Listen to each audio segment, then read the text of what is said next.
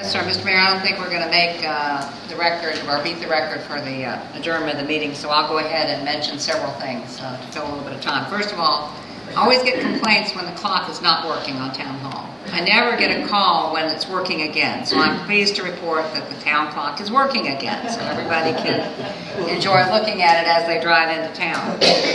Secondly, I want to remind everyone that tomorrow morning, starting at 8 o'clock, there will be an update on the 2025 initiative that has been sponsored by the Allegheny Foundation, the Chamber of Commerce, the Economic Development Corporation, and Dabney Community College to hear how the various committees have been progressing on their initiatives over the last several years. That's at Emmanuel Episcopal Church on, I believe, Maple Avenue in Covington, starting at 8, is to be over by 10 in the morning, and everyone is welcome.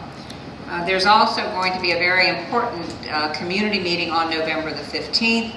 At that time, we will be holding a meeting with a light supper, heavy hors d'oeuvres at Dabney Community College in the Mumau Center. We will be unveiling the recommendations in the broadband study that has been underway for the last half a dozen months here in the Highlands. We will be sharing a series of recommendations that are coming out of that report, and we'll have in attendance at that meeting the providers of internet service currently within our community to answer questions that businesses and or individuals may have about their service and what additional services may be available in the near future.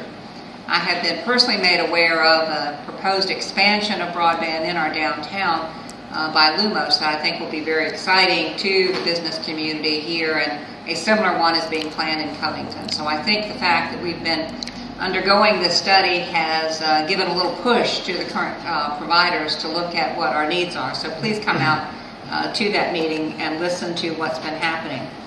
I also want to mention that I attended a meeting today in Roanoke at which I was officially informed that the town's application for $1.3 million in DEQ funds in order to do additional sewer work that will further reduce the I&I in our system is going to be recommended to the State Water Control Board for approval in December.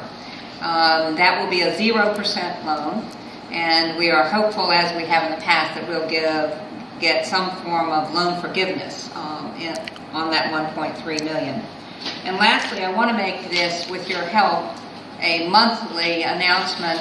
Since the last time we met and shared the fact that we had gotten several donations on behalf of the Washington Park improvements, I received yesterday an additional $400. So we are getting some momentum.